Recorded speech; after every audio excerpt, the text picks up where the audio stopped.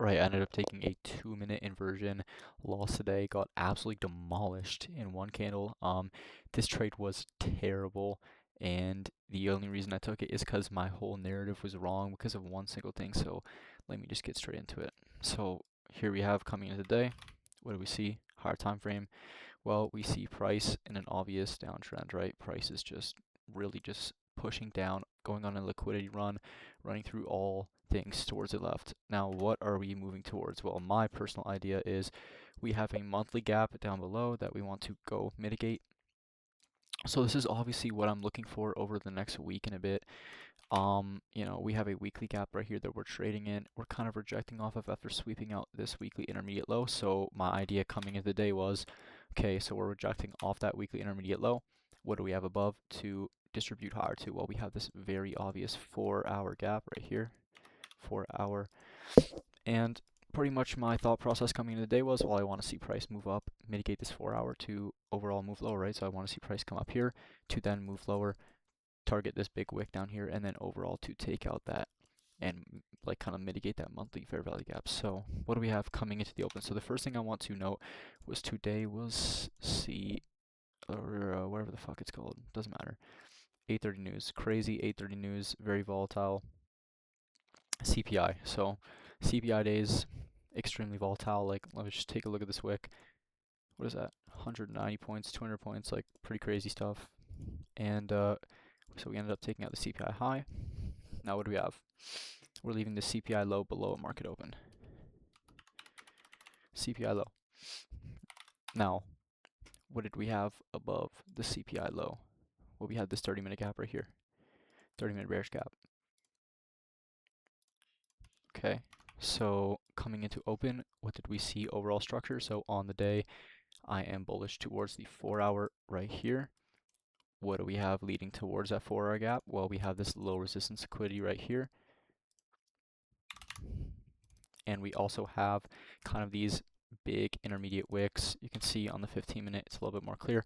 Leading all the way up to that 4-hour, we have these big swing highs. So a lot of just low-hanging fruit, kind of just targeting towards that 4-hour gap. So it was looking really nice structure coming into the day. So all I was looking for was to see price move into this 30-minute, sweep out the CPI low, and then move higher. But I ended up taking a loss because I had the wrong idea about this 30-minute gap. So what does market open do? Well, market open doesn't really sweep out any significant highs. Instead, what it does is it prints this equal high, right? So we have these relative equal highs right here.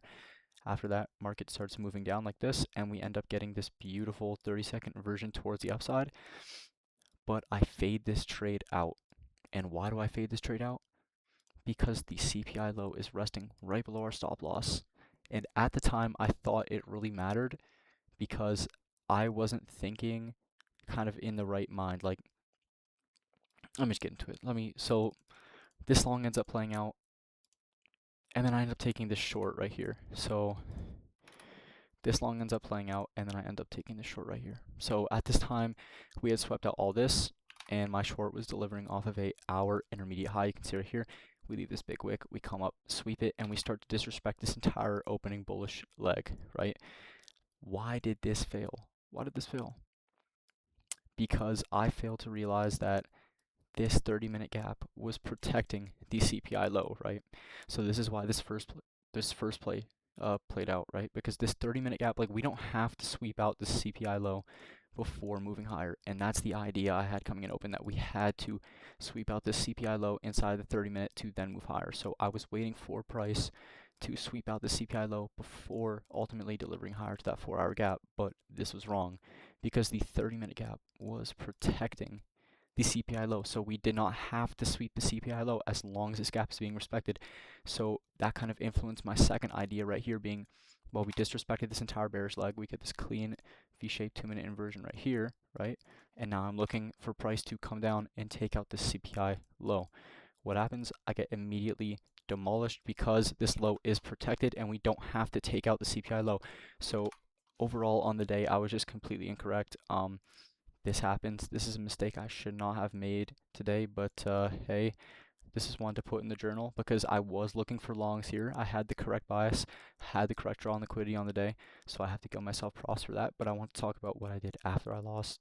I just lock myself out and immediately look for what went wrong. So I'm very proud of myself for kind of just not letting well, obviously I was emotional, but not acting on them, kind of just doing my thing and locking myself out for the day, just taking this loss and moving on to the next day, right? So definitely a loss that I will not be taking in the future at all, because now I know that to look for these kind of gaps that are protecting these data wicks so that price can move higher without sweeping out these data wicks. But overall, pretty good day.